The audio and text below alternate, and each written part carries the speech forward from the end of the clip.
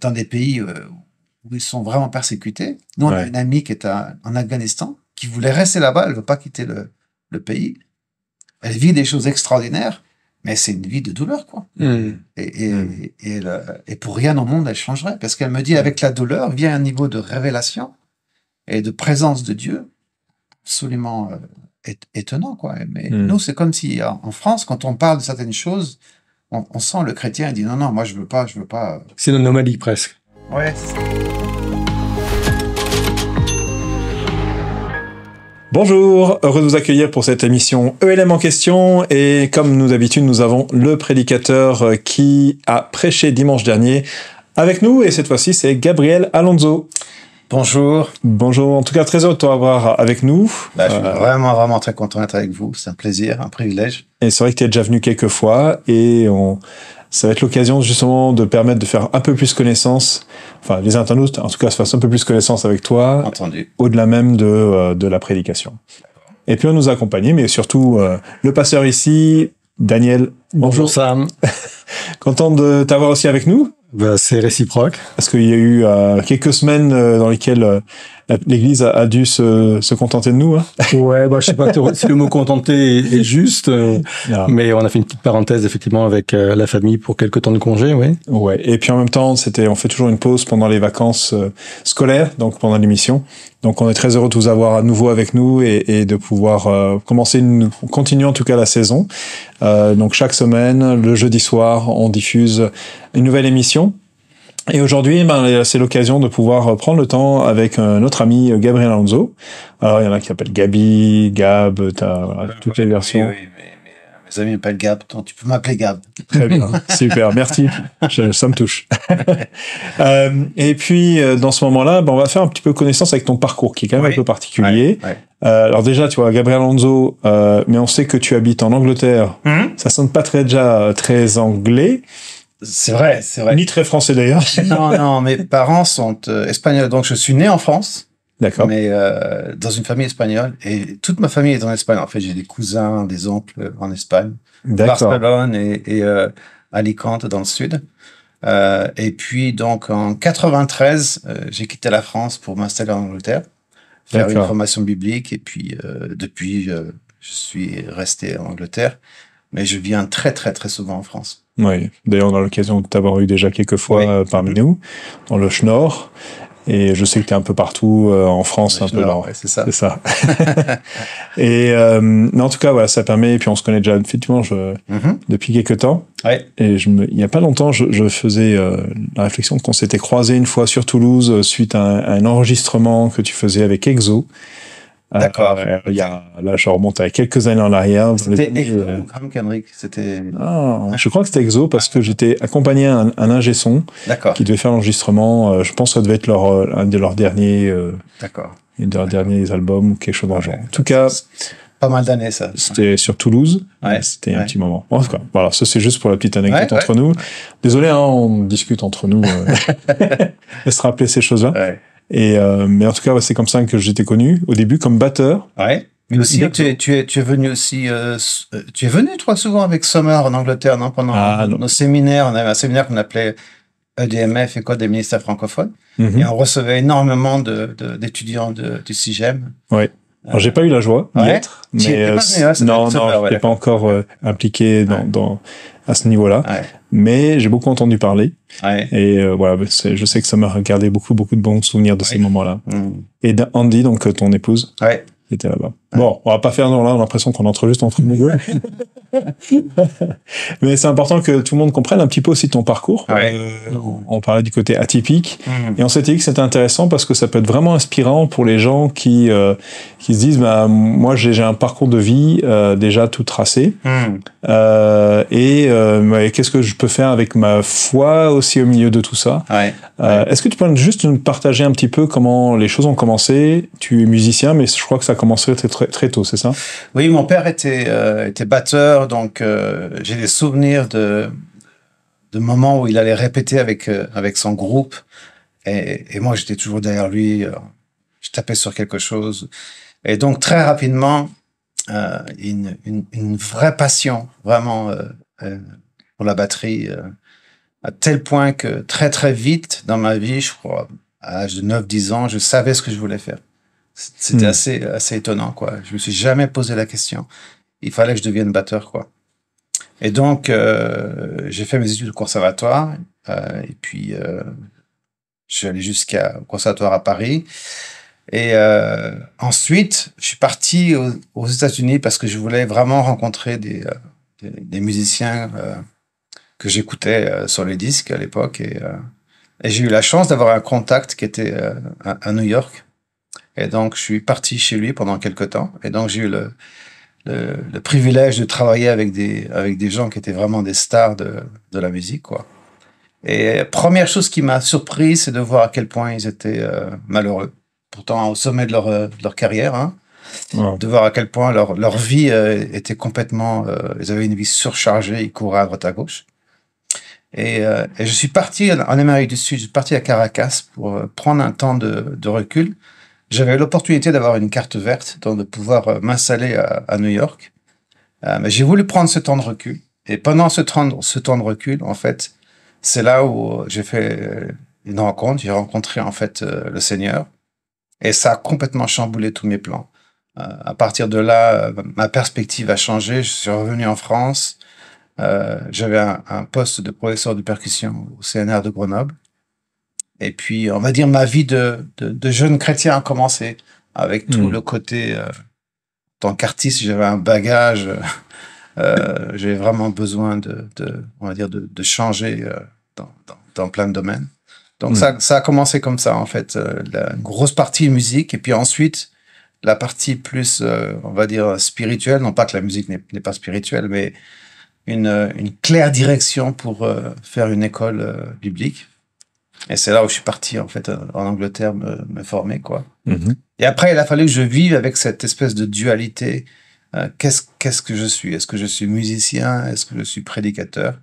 Jusqu'à ce que je comprenne, en fait, que les deux choses sont pas antagonistes. Les deux choses peuvent très bien se marier. Parce qu'au centre de la musique, au centre de la production, il y a la créativité. Et la créativité joue un rôle énorme dans tout ce qui est l'art de communiquer, y compris de communiquer la Bible.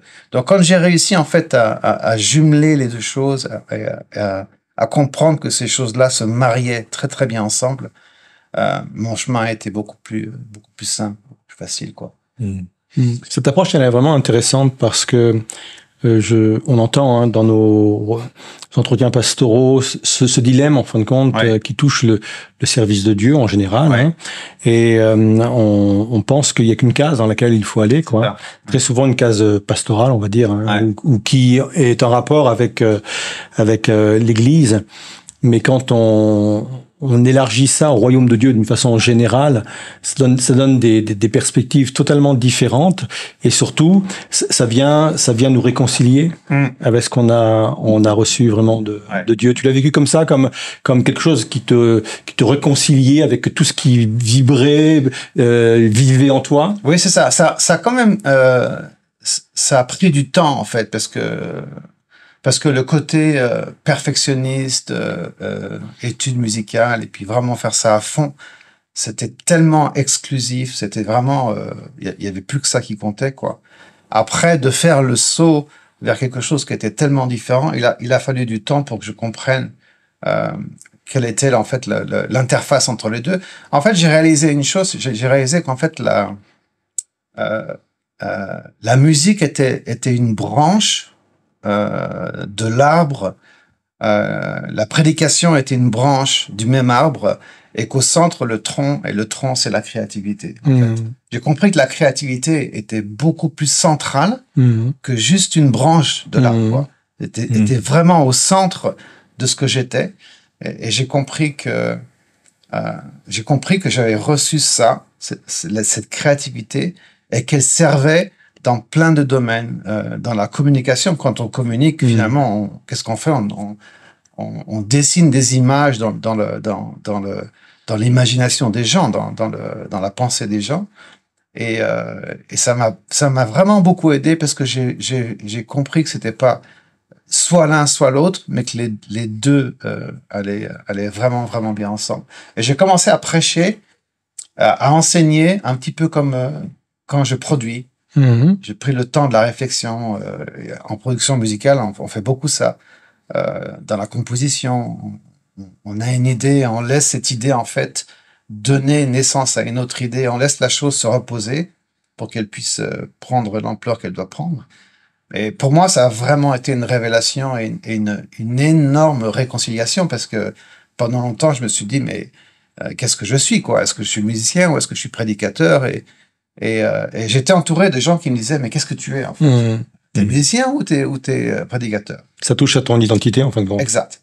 Exact. Et là, je peux dire maintenant, ben non, en fait, l'élément principal de ma vie, c'est la créativité. Je fais de la photo aussi, donc ça rentre aussi, c'est encore une autre branche de la créativité, en fait. Et c'était vraiment très, très, très utile comme conclusion. Et donc, tu avais pas d'arrière-plan chrétien au départ, c'est ça? Non. Et comment donc tu découvrais tout. Comment t'as vu ton processus de croissance spirituelle qui t'a permis justement d'arriver à répondre à cet appel-là? Ça a été très long en fait parce que j'ai commencé ma vie de chrétien en France. Donc je me suis converti à Caracas au Venezuela et donc je suis rentré en France et parce que j'étais un petit peu connu en France et que je connaissais des musiciens et des pasteurs qui avaient vraiment une vision pour la musique et la créativité. Quand ils ont appris que j'ai rencontré le Seigneur, ils m'ont un petit peu ouais, ils m'ont mis. J'étais devenu un petit peu le bibelot, quoi. Hein. Dans notre église, on a Gabriel et ça m'a pas personnellement, ça m'a pas aidé à rentrer dans le chemin obligé de la transformation, quoi. Parce que pendant longtemps, j'ai quand même vécu dans la résonance de ma vie professionnelle artiste. Et je crois que c'est vraiment quand je suis parti en Angleterre et que j'ai fait cette formation biblique, qui était vraiment une école de l'esprit, où là, déjà le déracinement, c'est très dur de se déraciner d'une culture. Surtout pour aller en Angleterre, en fait, on n'est pas loin, mais la culture anglaise est très, très différente de la culture française. Et c'est vraiment là où j'ai perdu tous mes repères. Et en perdant tous mes repères, j'ai gagné autre chose, quoi.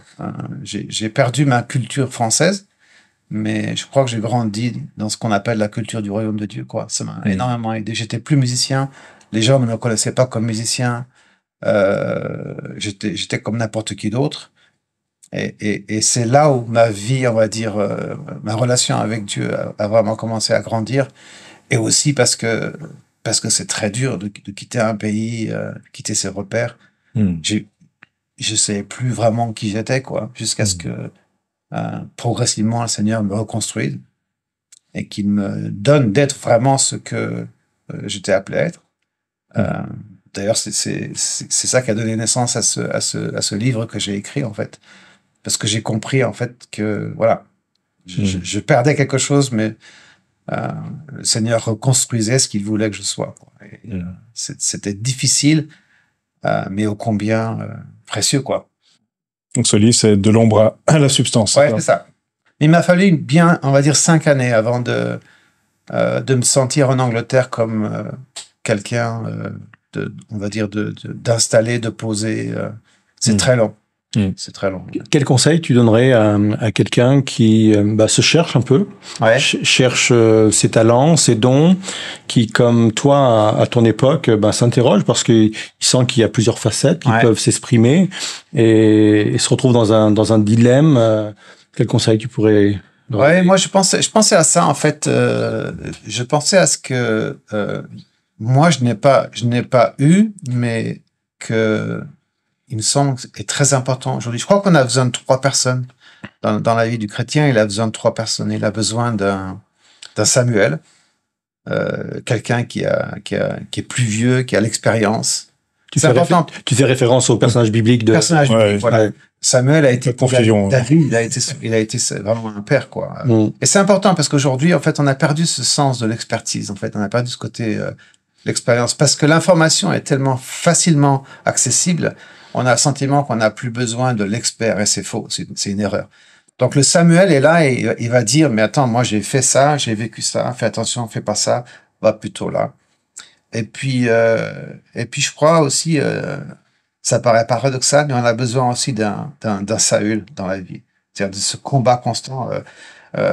David a combattu une journée avec Goliath, mais il s'est battu 13 ans avec Saül, quoi. Donc il y a eu quand même ce constant combat et de sanctification donc mon conseil, ce serait ça, c'est de s'approcher de gens qui peuvent vraiment aider et de pas s'isoler, quoi, de pas. Surtout dans le domaine artistique, les gens ont tendance à chercher leur créativité en eux-mêmes et s'enfermer dans leur tour d'ivoire. Et je pense on a vraiment, vraiment besoin des autres. Moi, par contre, j'ai été vraiment béni d'avoir dans ma vie de jeune chrétien des pasteurs qui avaient la vision d'un individu qui venait juste de se convertir, qui avait eu une vie d'artiste, donc avec tout ce que ça peut représenter. Et ils ont été vraiment patients. Ils m'ont laissé grandir. Ils m'ont pas empêché, ils ont pas mis de restrictions particulières. Ils t'ont laissé le temps. Ils m'ont laissé le temps. Parce que je me rends compte qu'à l'époque, si on m'avait dit ça tu fais pas, ça tu fais pas, ça tu fais pas, je pense que j'aurais implosé, quoi. Ça n'aurait pas été possible. Dans mon caractère, j'avais trop d'indépendance et besoin à outrance d'indépendance, et j'étais un esprit libre, quoi. Et ça, c'est pas forcément compatible avec une vie d'église, quoi. Tu as parlé de 2 personnages, j'entendais le troisième. Tu m'as dit qu'il y en avait peut-être un troisième. Samuel. Je pense qu'on a besoin d'un Goliath aussi. Un Goliath, d'accord. Je pense qu'on a tous besoin d'un truc qui est plus grand que nous, qui est plus fort que nous. Auquel on s'affronte, c'est ça? Auquel on s'affronte. Mais c'est presque pas nécessairement dans le sens négatif de Goliath, du géant qui est là, mais on a tous besoin de quelque chose de plus grand que nous, qui est absolument impossible à accomplir sans Dieu. Je crois qu'on a besoin de ça. Je crois que tant qu'on est dans le possible, de ce qu'on peut faire avec nos propres forces, on est en danger, en fait, finalement de recycler et puis de pas avancer. Et je crois que d'avoir ces Goliaths, enfin ce Goliath dans la vie, cette chose qui est plus forte, quoi. En fin de compte, c'est pas quelque chose à affronter, c'est quelque chose qui doit nous confronter. Oui, c'est ça. Qui vient nous chercher à l'intérieur exact. Et qui nous transforme. Et je crois que, justement, le travail moi, j'aime la formation, j'aime former les autres. Et je crois que dans le travail de formation, quand on forme les gens, je crois que c'est important de assez rapidement les mettre face à des Goliaths, quoi. À leur donner. Moi, je me souviens, quand je suis parti en Angleterre et que j'étais à l'école biblique, on m'a donné la responsabilité de tout un département audio. À l'époque, c'était encore les cassettes, avec des appareils qui marchaient mal et tout. Pour moi, c'était mon Goliath. C'était vraiment le truc dont j'avais horreur. C'était vraiment la chose qui faisait que je criais à Dieu tous les jours, quoi. Débarrasse-moi de ce truc-là, j'en peux plus, quoi. Les cassettes, j'en ai par-dessus la tête. Mais c'était vraiment un travail c'était un géant qui m'a vraiment aidé à grandir, quoi. Dans la grâce et la patience et de faire quelque chose que j'avais pas envie de faire. J'ai passé toute ma vie à faire ce que je voulais, quand je voulais, là où je le voulais. Et là, ça a changé. Là, ça a changé. Pour moi, ça a été fondamental. Et puis ça a fait découvrir alors pour reprendre la métaphore, David, qu'il était un guerrier, en fait, aussi. Exact. Avant, c'était un berger, c'était peut-être même un musicien, mais il a découvert cette dimension-là de guerrier qui après va le suivre pendant un bon moment. C'est ça. Et peut-être en confrontant, c'est vrai qu'on découvre qui on est vraiment au fond, peut-être ce que Dieu a mis sur notre cœur. Parce qu'on sent que dans cet épisode-là, c'est comme si ça a éveillé quelque chose en lui. Qu'elle est particulier, qui correspond aussi à qui il était, pas forcément un soldat classique. Et c'est intéressant parce que quand on juxtapose le Goliath et quand on pose la question Goliath ou Saül, tout le monde dit Goliath c'était le géant. Mais en fait, Saül a été a été vraiment pour David, c'était terrible, quoi. C'est 13 ans pendant lesquels il s'est retrouvé en face de quelqu'un qui fluctuait entre la compassion pour un David, l'empathie pour un David, et puis menaçait de vouloir le tuer après, quoi. 13 ans. Alors que Goliath, c'était une histoire d'une heure, quoi. Voilà, c'est un coup de fronde dans la tête, et puis bon. Alors que ce Saül était là sans arrêt, et puis en plus avec Jonathan qui était là au milieu. Enfin, voilà. Ça pour dire que c'est quelque chose d'important, et je pense que on a besoin de mettre. Enfin, moi, j'ai eu besoin de rentrer dans cette réalité-là concrète, de devoir me battre avec certaines choses qui étaient là constamment, quoi. Et ça m'a beaucoup aidé, mais ce travail-là est vraiment venu quand j'ai perdu tous mes repères de musiciens, repères de gens qui me connaissaient, la famille. C'est très difficile de quitter un pays. On croirait pas comme ça, mais c'est très difficile. Tu te rappelles une citation d'Éric Dufour, c'est ça? Une fois que tu avais cité... Ah oui. Qu'on quitte l'Égypte en une journée, mais qu'il faut 40 ans pour que l'Égypte quitte notre cœur. Ouais, c'est ça. C'est ça. Et en même temps, en quittant la France, j'ai appris à l'aimer telle qu'elle est vraiment, quoi. J'allais justement te demander, puisque tu parles aussi un moment de ton appel pour la France. Ouais. Alors j'ai bien aimé parce que tu as noté ça comme à la moment où la commémoration des 50 ans de... Est-ce que c'était un moment, je sais pas, de 50 ans du débarquement, c'est ça? Ouais, c'est ça. En fait, quand je suis parti en Angleterre faire ma formation biblique, c'était presque OK, la France est un chapitre qui se ferme, la page se tourne. Maintenant, c'est autre chose. Et je me souviens très très bien de ce jour où j'étais devant mon téléviseur et toute l'Angleterre commémorait le 50e anniversaire du débarquement de Normandie. Et je me souviens en fait des paroles du général de Gaulle, qui parlait justement depuis Londres, et qui appelait les Français en fait à venir le rejoindre et à constituer la résistance. Et avec ces images en fond de soldats, enfin de Marines américains qui mouraient sur les plages de Normandie, quoi. Et j'ai été complètement foudroyé, quoi. Vraiment, ça m'a... À tel point que quelques mois après, je suis allé sur les plages de Normandie pour aller prier. Et là, vraiment, j'ai senti le Seigneur qui me disait, la France, c'est ton champ premier de mission, quoi. Tu vois. Depuis de l'Angleterre vers la France. Et voilà, là, c'est vraiment... Là, je me suis dit, mais c'est fou. Pendant que j'étais en France, je sentais pas ça. Mais là, c'était mon appel, quoi. C'était mon buisson ardent. C'était ça. C'était ce moment-là. Ouais, donc c'était ça en fin des années 90, c'est ça? C'était ça devait être en 94. Ouais, au milieu du coup. Ouais.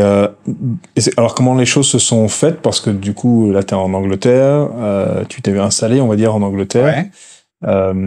Et déjà, à quoi ça ressemblait pour toi la France en tant qu'appel? Ouais. Du coup, avec cette double casquette ou ce dont on a parlé depuis tout à l'heure, c'est-à-dire à la fois en tant que créatif, mais prédication, musique.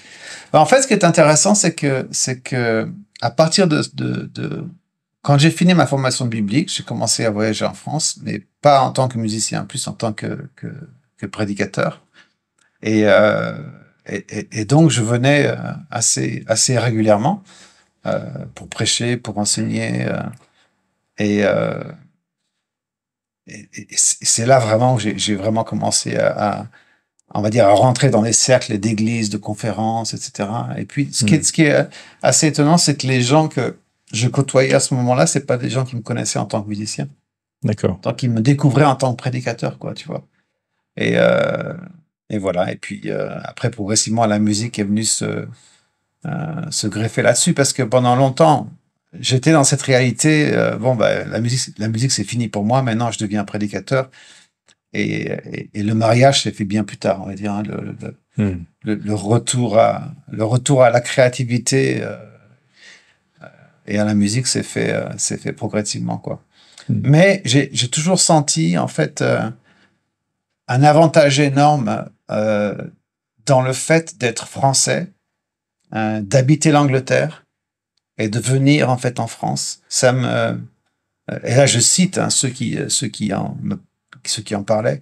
Et ils me disaient, ça te donne un regard extérieur que nous, on n'a pas forcément, parce que on a un petit peu le nez dans le guidon, quoi. Et une neutralité aussi. Et une neutralité, exactement, c'est ça. Et j'avais le sentiment d'avoir... il y a toute une culture évangélique en Angleterre. Enfin, maintenant, c'est très différent. Mais à l'époque, c'était vraiment très fort. Il y avait un terreau, pays de réveil. Il y avait quand même des choses extraordinaires qui se sont passées. Donc, il y avait tout ça qui était vraiment vivant en moi. Et je venais en France, en fait, et je venais avec tout ça, quoi. Maintenant, les choses sont un peu différentes. Maintenant, on va dire, je suis vraiment focalisé sur la France. Les choses ont changé en plus de 20 ans, 25 ans. Là. Et puis aussi dans mon cœur, je pourrais venir en France, voilà, c'est pas, ça serait pas problématique du tout, quoi. Ça met en avant la façon dont Dieu opère avec nous, quoi. Il fait du sur-mesure, en fin de compte. Il est pas dans le photocopieur qui répète les mêmes fonctionnements, les mêmes statuts. La Bible parle de la sagesse extrêmement diversifiée, quoi. De Dieu, et c'est très encourageant, quoi. Et je suis sûr que ça encourage des internautes ce soir, parce que on se dit des fois moi c'est pas le même ministère que les autres, en fin de compte, mais c'est pas un problème. Non. Ce qui est essentiel, c'est l'appel que Dieu a mis sur nos vies. Lui, il se débrouille ensuite sur la façon qu'il veut qu'on l'exprime, quoi. C'est ça. Et j'aime le côté où tu as pu associer tout l'aspect, on va dire, royaume de Dieu, même royaume de Dieu, je vais mettre à part ce que je vais expliquer après, mais tout l'aspect spirituel et tout l'aspect, ce que nous, on appelle le séculier, quoi, tu vois. Et je me reprends par rapport au royaume de Dieu, parce que le séculier fait partie du royaume de Dieu, et je crois que le royaume de Dieu s'exprime au travers du séculier aussi. En fait, énormément de fois, j'ai souvent dit que sacré, séculier, c'est pas une valeur. D'accord. Qui est du royaume de Dieu. Il n'y a pas de séculier, il y a pas de. D'accord. Tout est sacré, en fait. À partir du moment où l'individu fait quelque chose, sa vie est sacrée, ses biens sont sacrés, son mariage, ses activités.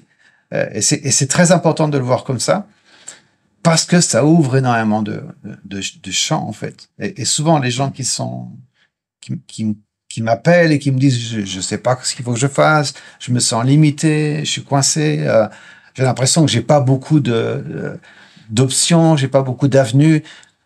Souvent, c'est parce qu'ils ont mis dans des petits tiroirs un tas de notions, alors que c'est pas comme ça du tout, quoi. C'est pas comme ça du tout. Pour moi, la chose la plus fondamentale, peut-être, c'était de comprendre que, et ça, c'est ma femme qui m'en avait parlé.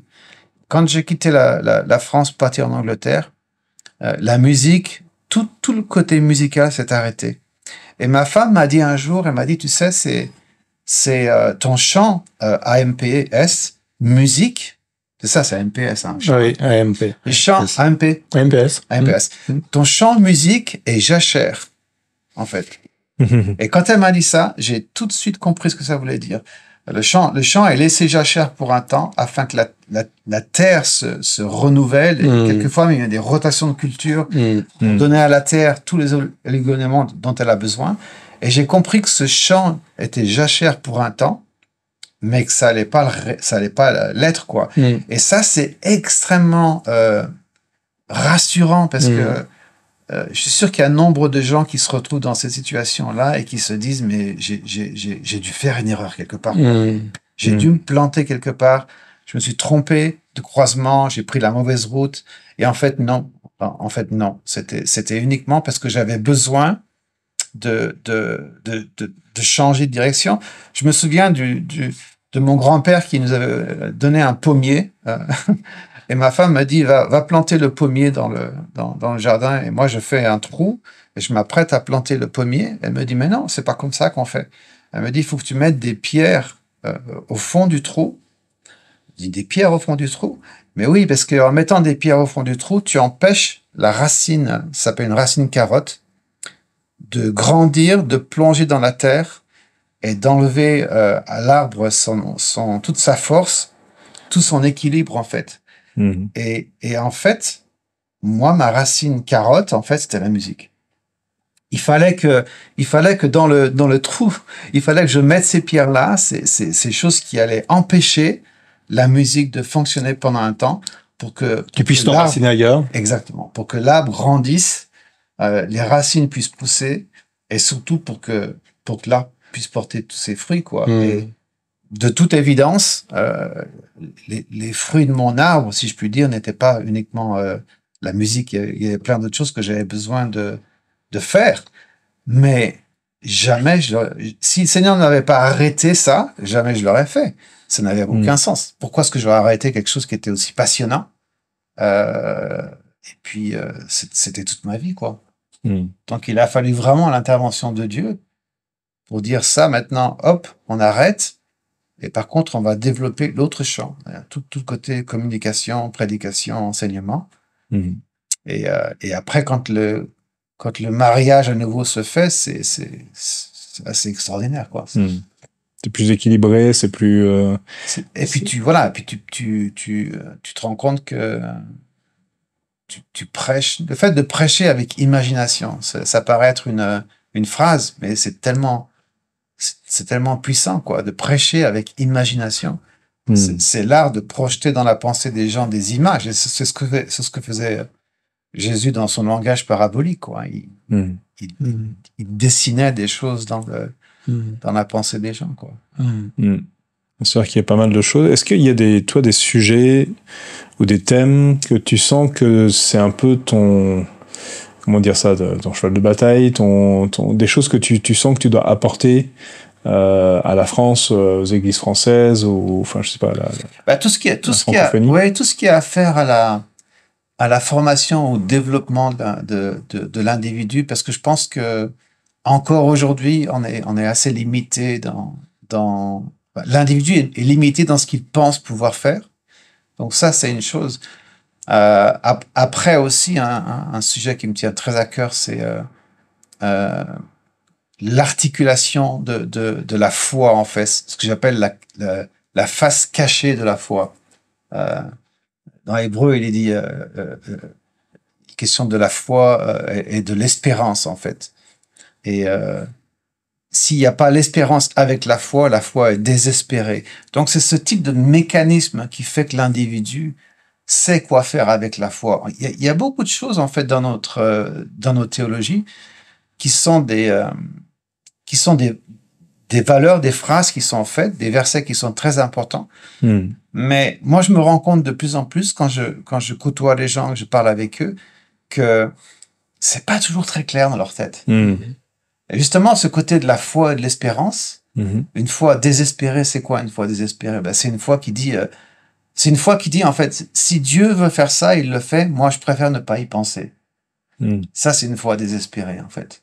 Alors qu'il veut qu'on travaille avec lui, qu'on soit dans l'espérance, qu'on soit dans l'attente. Alors, il ne s'agit pas de garder l'espérance pour des choses qu'il n'a pas promis, mais quand ce sont des choses que Dieu a promis, l'espérance est fondamentale. Donc, c'est un petit peu ça, ce qui me passionne, et ça, c'est sans doute, c'est certainement une des branches de la créativité, c'est le fait que dans les mots, dans les phrases, dans les concepts, dans la théologie, il y a énormément de bras articulés comme ça, et quand on commence à démonter tout ça comme un Lego, c'est fascinant, quoi. Ça te plaît, ça? Ça me plaît. Ouais. C'est vrai que notre théologie, tout au moins en France, concernant l'espérance, elle est souvent attachée à l'au-delà, en fin de compte. Ouais. C'est une fois pour sauver sa peau, en fin de compte, et arriver de l'autre côté. Ouais. Et puis, on occulte un peu toute cette partie de vie extrêmement importante qui doit être riche. Et donc, ça a un rapport avec la vision aussi, avoir une vision, voir tout cela. Ouais. Et comment on peut rallumer dans le cœur de quelqu'un le désir de penser autrement, de se projeter autrement, ici-bas, d'allumer une espèce de vision, d'étincelles, quoi. On emploie le mot rêve, moi ça me choque pas d'employer le mot rêve, quoi, de ressusciter des rêves et d'avoir des rêves, quoi. Ouais, c'est ça. C'est en fait le simple fait que il y a des choses qui n'arrivent pas parce que chez l'individu, parce qu'il n'espère pas, en fait. Tu vois, c'est comme si Dieu dit, je veux que tu travailles avec moi, je veux que tu espères. Mais le fait est, l'espérance, c'est que ça peut être très douloureux. Ça peut être très douloureux. Nous, on a espéré avec ma femme, on a espéré pendant très longtemps avoir un enfant. On n'a pas d'enfant. L'espérance, ça fait mal. Mais c'est pas parce que ça fait mal qu'il faut pas espérer, en fait. Et en fait, le jour où on a fait le deuil, le jour où on a compris, en fait, que c'était vraiment pas ce que Dieu voulait pour nous, la foi, à ce moment-là, jouait aussi un rôle de l'autre côté. Parce que, est-ce qu'on a la foi, maintenant, de continuer à vivre en pensant que si ça arrive, il faut qu'on l'accepte. Alors on avait passé cette frontière en disant, bon, ok, maintenant, on va se lancer à fond dans l'œuvre de Dieu, on n'y pense plus.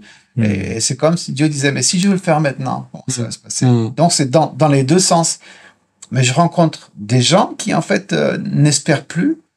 Et parce qu'ils n'espèrent pas, je pense qu'il y a certaines choses qu'ils ne voient pas se passer dans leur vie. Et en tout cas, il y a un chagrin qui reste là. Et il y a ce côté, je l'entends beaucoup en France, j'entends beaucoup ça, des gens qui disent je préfère pas y penser, tu sais. Parce que si Dieu veut le faire, il me le donnera, mais j'arrête d'y penser, ça fait trop mal. C'est une forme de protection, en fin de compte. On se protège, on essaye de pas avoir les conséquences d'une, d'ailleurs, la Bible dit, hein, une espérance qui n'a pas abouti, c'est... Exact. Et dans la Bible, il y a cette sorte de cette Sunamite, qui va rencontrer un homme de Dieu. Elle va sentir que cet homme, il y a quelque chose en lui, elle va vouloir faire sa petite chambre pour lui, donc, elle veut que la présence de Dieu, cet homme, soit chez elle, mais il commence à mettre son nez dans ses affaires.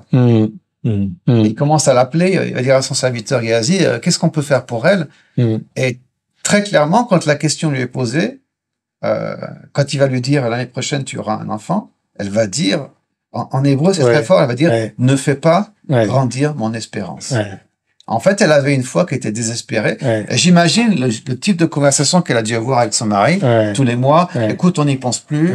On arrête d'y penser. Si Dieu veut nous donner un enfant, il nous donnera. Nous, on arrête d'y penser. Et tout le travail du prophète, ça a été de faire revenir son espérance, en fait. D'ailleurs, quand son enfant est tombé malade et près de mourir, elle rappelle cela au prophète. Mais pourquoi tu nous fais espérer pour rien, quelque part? Et c'est intéressant parce qu'il monte dans la chambre, là où l'enfant était couché sur l'homme de Dieu, et il peut rien faire.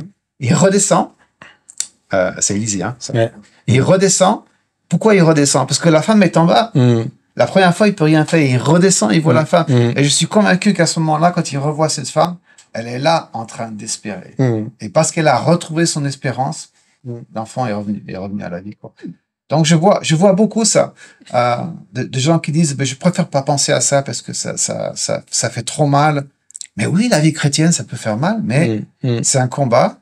C'est pour ça, quand tu parles d'un Goliath, on a des combats qui sont énormes, mais avec ces combats, il y a l'espérance et puis il y a des victoires qui sont phénoménales, quoi. Donc, ça, c'est une des choses qui me travaille le plus parce que je crois que c'est extrêmement utile dans la vie de l'individu. Et je crois que c'est une articulation. Quand on parle de la foi, c'est un bloc qu'il n'a pas su encore démanteler pour comprendre son fonctionnement. Ce sont des valeurs qui sont très... sont entremêlées, quoi. Ouais, et puis quand on parle de foi, c'est très éphémère, on sait pas trop ce que ça veut dire. Donc là, tout à coup, quand tu juxtaposes avec l'espérance, qui est dans l'hébreu, là, tout à coup, l'individu se responsabilise et il se dit, mais attends, finalement, j'ai mon rôle à jouer. Si je veux que Dieu me donne ce qu'il veut me donner, j'ai mon rôle à jouer là-dedans. Je peux pas me permettre de dire, oh, Seigneur, si tu veux me donner, tu me le donnes. En attendant, j'y pense pas, quoi. Osons voir grand, osons s'attendre à Dieu, osons imaginer tout ce que Dieu est capable de faire pour nous. Et puis pour ceux qui espèrent des choses qui ne sont pas de Dieu, finalement elles finissent par tomber. Le puissant ne continue pas à brûler. Et quand c'est vraiment de Dieu, c'est là et ça reste là et ça bouge pas. Amen. C'est une espérance qui vient aussi de cette relation qu'on a avec Dieu, de ce qu'on attend.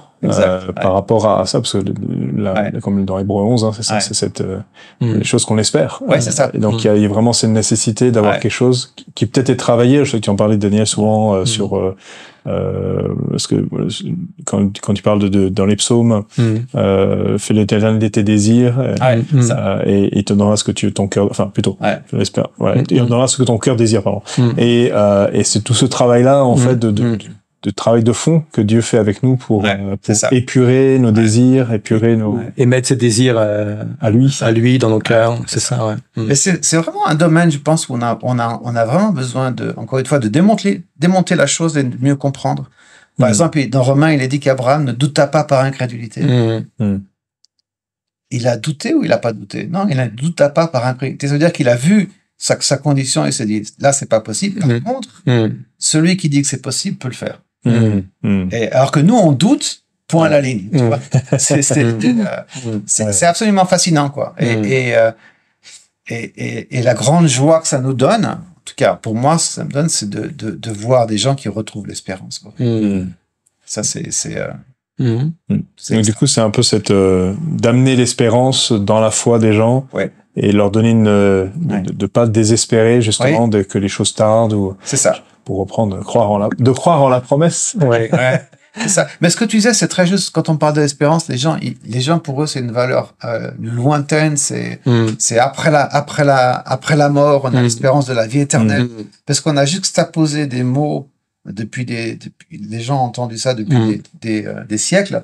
Mais en fait, c'est beaucoup plus proche de nous qu'on pense. Même la vie éternelle. La vie éternelle, c'est pas simplement après la mort. Exact. La vie éternelle, c'est maintenant. C'est un jaillissement de vie, de créativité, pour reprendre tes expressions. Et la vie éternelle doit se vivre là, à présent. Peut-être ce qui est peut-être parfois un peu difficile, je pense à un point, même c'est quelque chose dans lequel on est toujours en train de travailler, c'est à la fois garder une foi vivante, parce qu'on est de plus en plus entouré par, je trouve, une sorte de j'allais dire de côté un peu négatif, ou même un peu de dire bon, c'est possible, mais bon, on y croit. Voilà, Dieu peut guérir, par exemple, mais voilà, c'est maintenant plus de l'ordre de l'exception, si jamais, voilà, où Dieu peut agir dans telle situation, mais bon, j'ai vu tellement de situations dans lesquelles il n'y a pas eu d'action, etc., qu'il y a une sorte on a commencé à réduire à une peau de chagrin, on va dire, et c'est devenu un peu, bon, comme tu parles, c'est à ce côté, on y croit sans trop y croire, on va dire, c'est comme ça.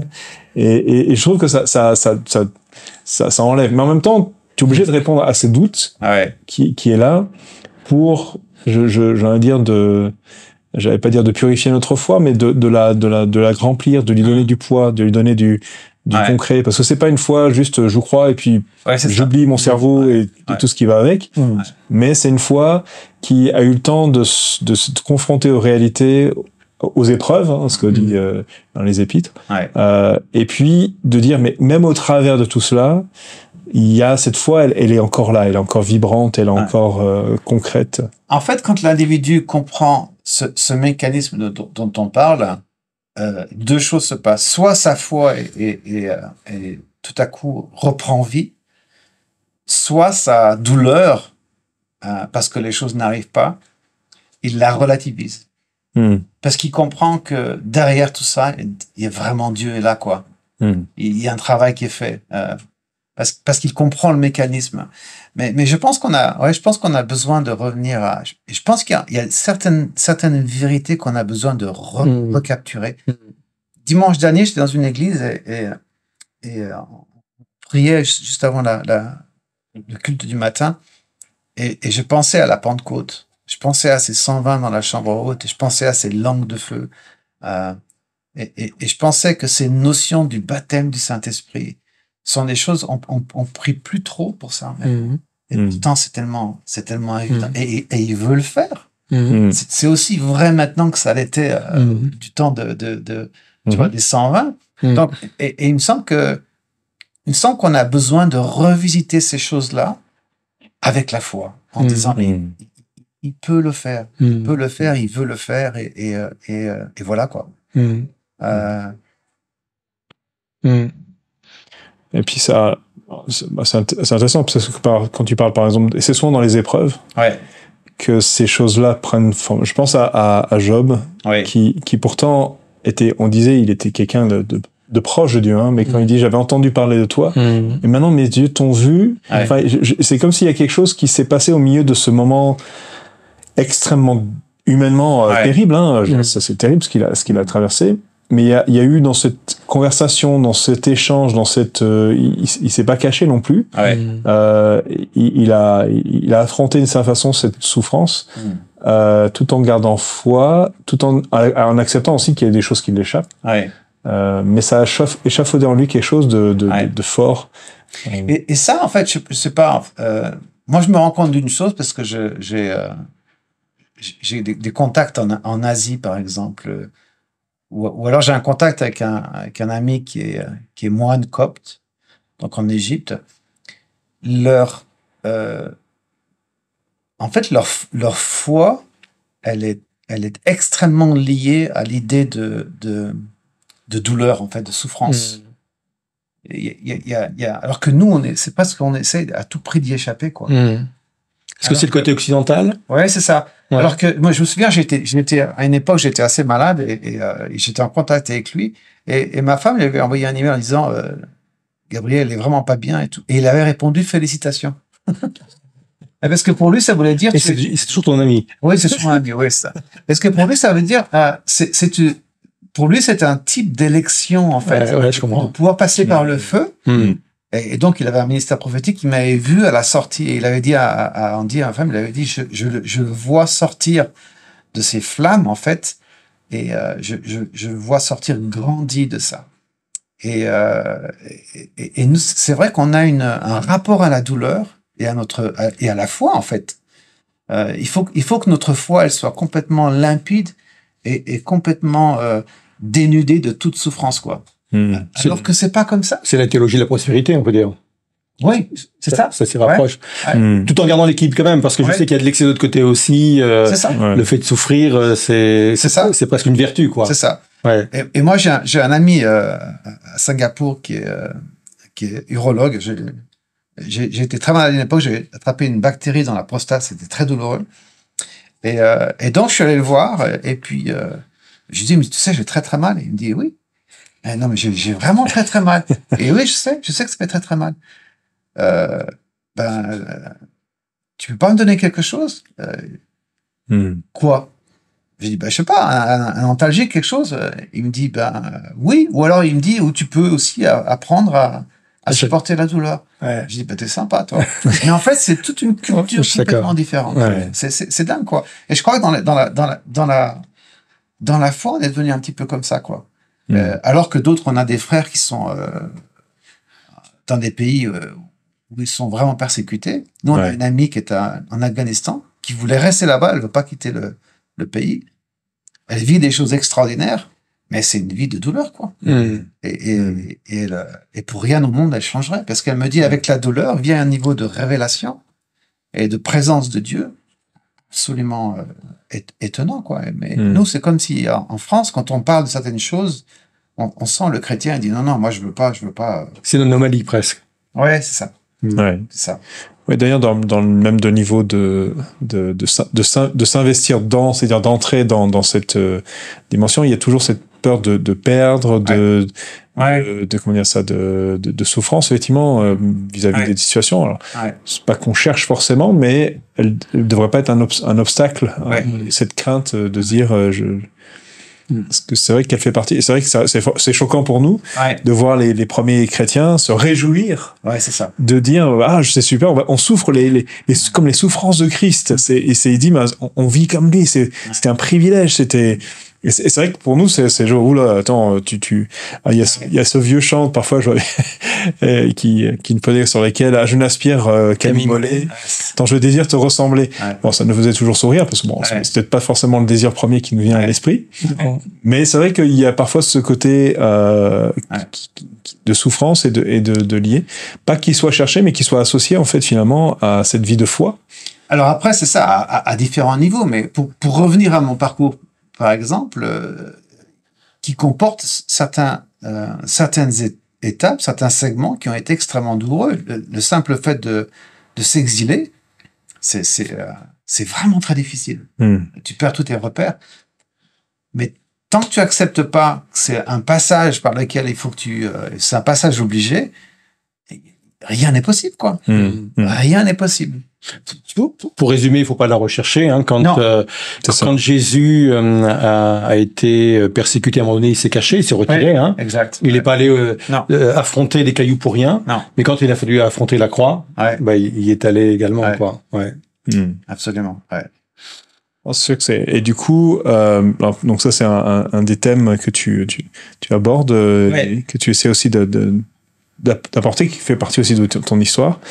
Est-ce que tu vois aussi, comment dire ça, de maintenant de ton regard, j'allais dire depuis l'Angleterre, des choses qui prennent place en France, des choses qui sont que tu discernes, que peut-être les Français ont du mal, nous avons parfois du mal à voir et qui à la fois te donne de l'espoir, j'allais dire ça, de l'espérance pour l'avenir. Ce qui est clair, c'est que le monde aujourd'hui a beaucoup rétréci avec la communication à grande vitesse. On voit des choses qui se ressemblent de partout, quoi. Et donc je vois des choses en France qui n'étaient pas là à l'époque, qui ont changé.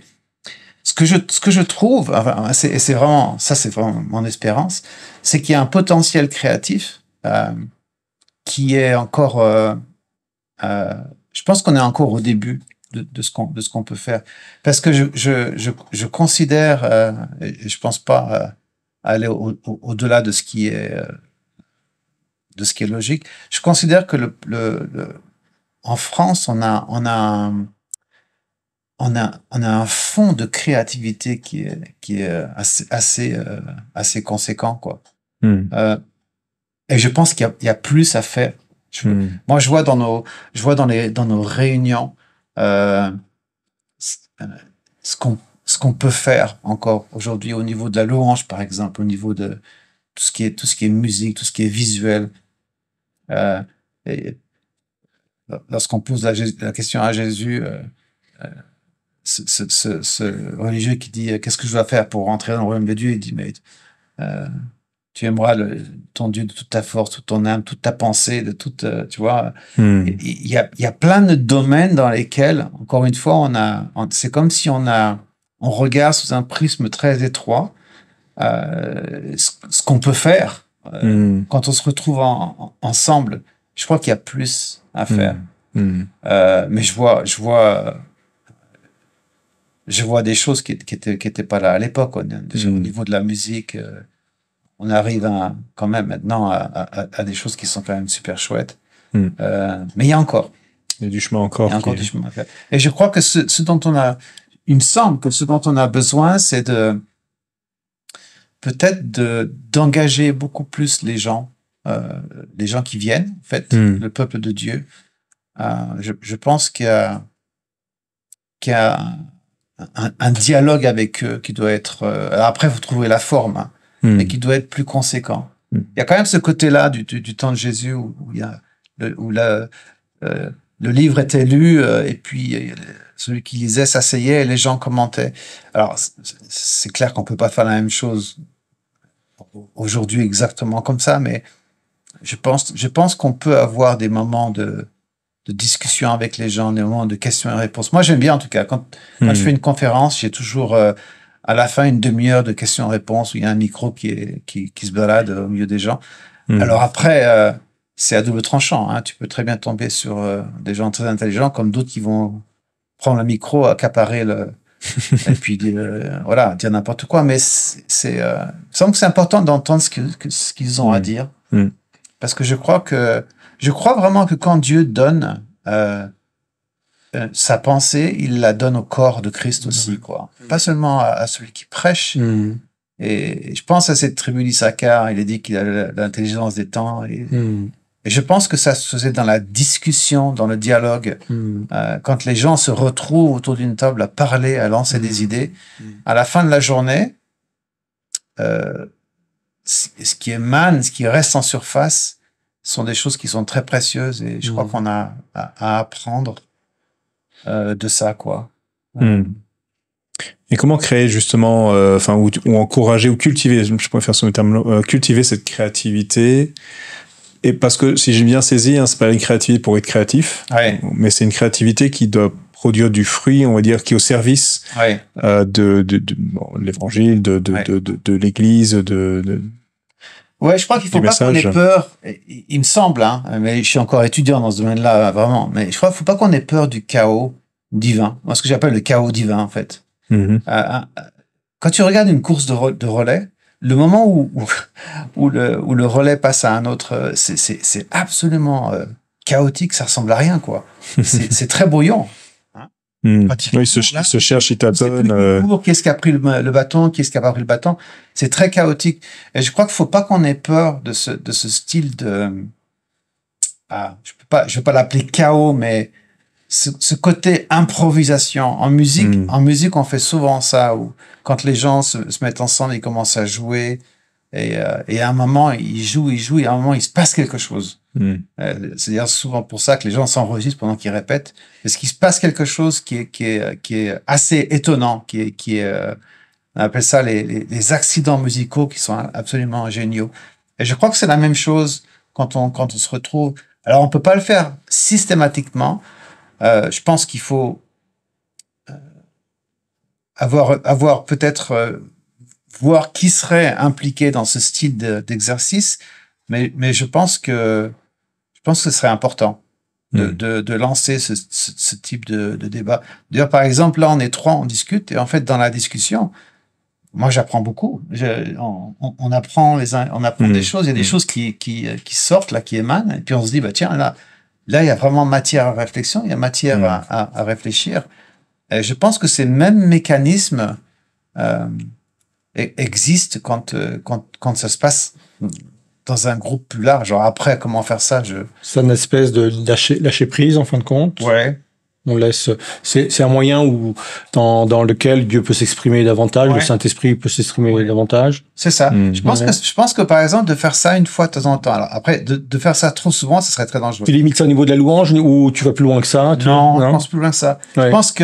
Je pense que je me rends compte, en fait, parce que je le fais souvent après un partage, que quand le prédicateur ou l'enseignant dit quelque chose, je pense qu'il y a beaucoup de choses qui émanent dans l'esprit des gens. Il y en a qui prennent des notes, et je pense que ça vaudrait le coup de leur laisser de temps en temps, pas à chaque fois, et de leur laisser un temps et de leur dire qu'est-ce que vous avez. Et je pense qu'on apprendrait tous. On y gagnerait tous, en fait. Je pense que ça doit rencontrer certains formats. Je pense que le format du dimanche matin, qui est assez cadré pour nous, pour ce qui nous concerne, parce qu'on est en direct, streaming, etc. Donc, il faut que ça soit un peu cadré. Dans notre fonctionnement à nous, on a ce qu'on appelle nos soirées de prière. C'est une fois par mois. Ça dure 2 heures. Et là, on est plus dans cette idée de chaos où on laisse les gens extrêmement libres. Il y a un fil conducteur, il y a le groupe de louanges qui anime, et même eux s'autorisent des choses. Au niveau de la vie de l'esprit, des dons spirituels, c'est pareil. Il y a une grande liberté. Et c'est vrai qu'on se rend compte quand on laisse cette liberté dans ce type de format, parce que je crois que ça doit se rattacher à des formats particuliers. On vit quelque chose de particulier, ça, on l'a expérimenté plusieurs fois. Plusieurs fois, il y a une espèce de liberté et de créativité, donc, et puis un ressourcement qui est différent, et ça crée des liens en plus. Je trouve ça vient renforcer les bases de l'Église, et puis ça montre surtout le corps de Christ en action. C'est ça. C'est intéressant parce que je sais pas si vous le faites dans la salle, dans la grande salle. Parce que je trouve que votre salle est vraiment faite pour ça, quoi. Le fait d'avoir les gens presque en amphithéâtre autour de vous, on sent qu'il y a une proximité, qu'il y a un contact, et puis on sent, enfin moi les peu de fois que je suis venu ici, on sent que les gens demandent, enfin sont interrogatifs, ils demandent, ils posent des questions, on les voit après, ils parlent, donc je pense que c'est une bonne chose. L'implantation de la grande salle, c'était volontaire. C'est bien. On voulait pas que ce soit souvent l'expression, mais en randonnion, et que le sachant jette sur l'auditoire son savoir, quoi. Mais ce côté un peu communion, on vit quelque chose ensemble, quoi. Après, ça dépend des gens. Moi, je sais que j'ai horreur d'être loin des gens. Des fois, ils me mettent sur des estrades qui sont tellement hautes, t'as l'impression que t'es à des kilomètres des gens. Et moi, j'aime bien, déjà, j'aime bien avoir le contact visuel. J'aime bien voir les yeux. des gens. J'essaie de pas regarder celui qui se lève et qui s'en va. Éviter. Ça, c'est très important. Ça fait partie de la discipline, mais c'est vrai que c'est bien d'avoir ce contact, cette proximité avec les gens. Ouais. Donc ça, je pense que c'est quelque chose on peut avancer dans ce domaine-là, quoi. Je pense après aussi à tous les petits groupes sont souvent, parce que là, ça laisse l'avantage. Bon, la difficulté d'un grand groupe, c'est il y a quelques-uns qui vont oser, on va dire, parce qu'on sait qu'il y a toujours une difficulté à passer le fait de s'exprimer en public. Ouais. Mais en plus petit groupe, c'est souvent l'occasion de faire éclore des choses qui vont être presque plus spécifiques, peut-être à ces quelques personnes qui sont là.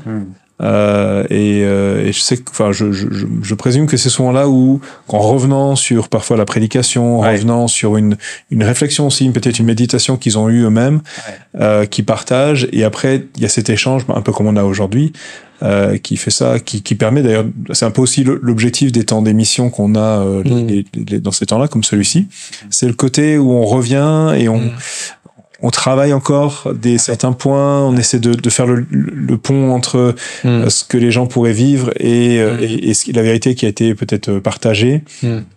Et c'est vrai qu'en travaillant et j'allais dire, en malaxant un petit peu tout ça, tout d'un coup, ça, je pense pour certaines personnes, ça devient plus concret, plus personnel.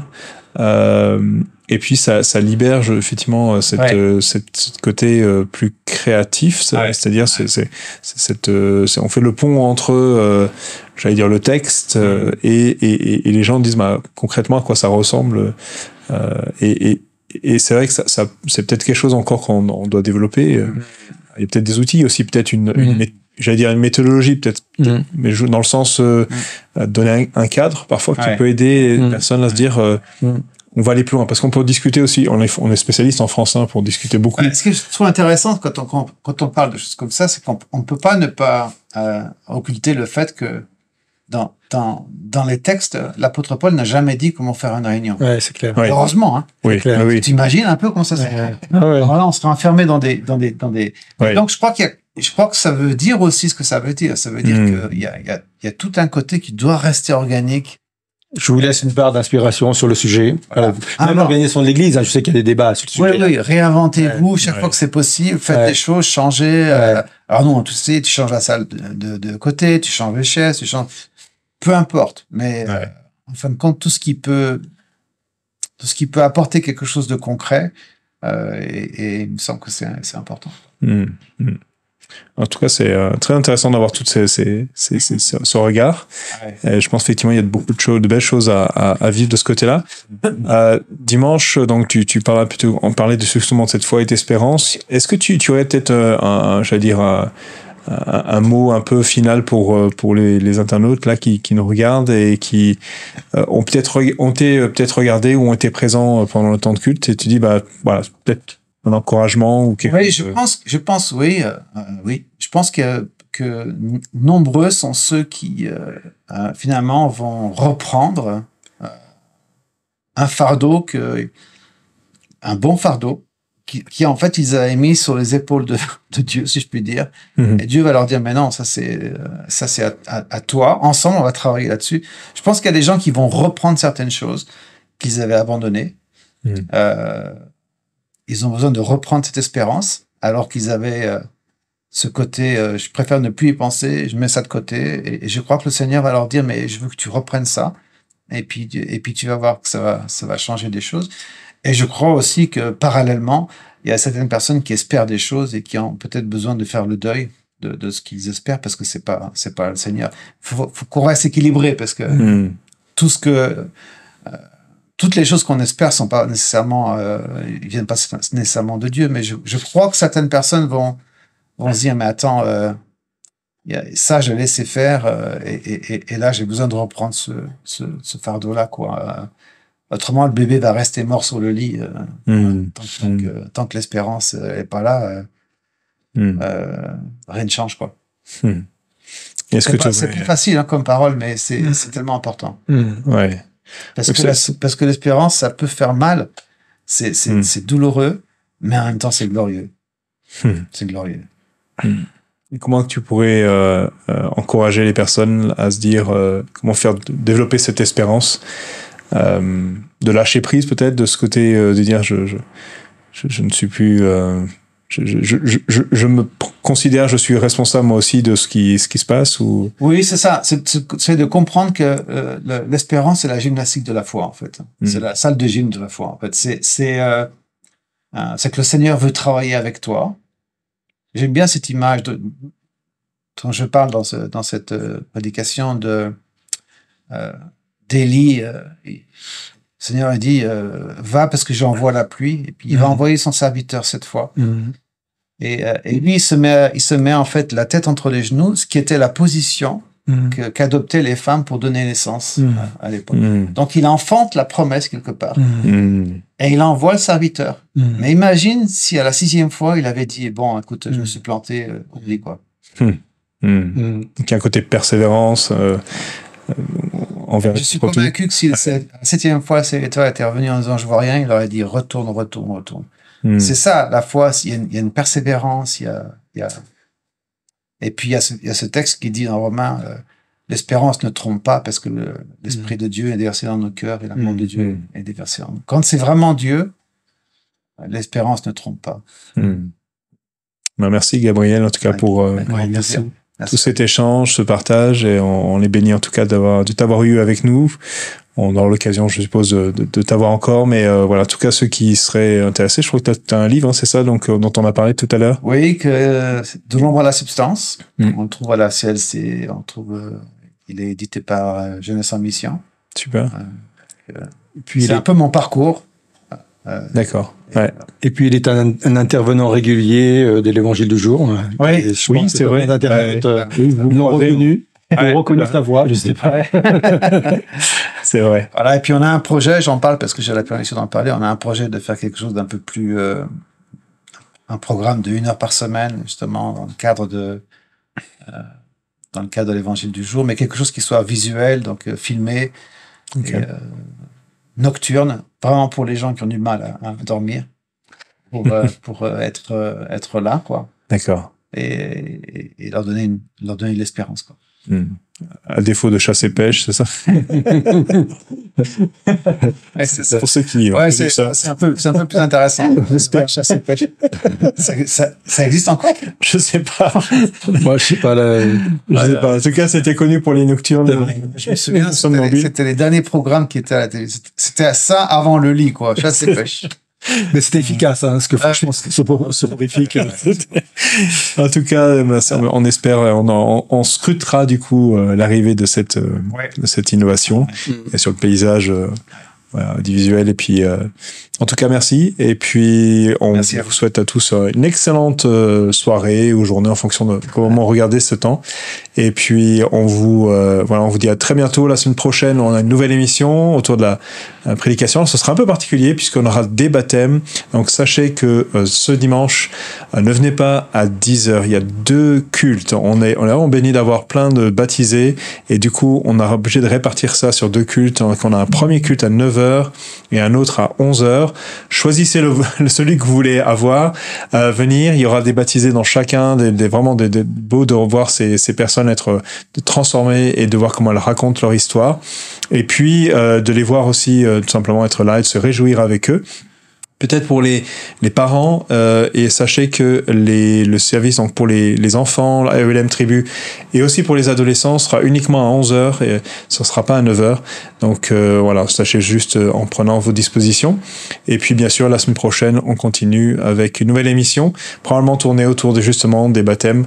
Donc voilà, en tout cas, on vous souhaite une excellente fin de journée et que Dieu vous bénisse et gardez l'espérance en ce que Dieu veut faire en vous et au travers de vous. Amen. Bonne soirée à tous. Bonne soirée. Merci. Au revoir.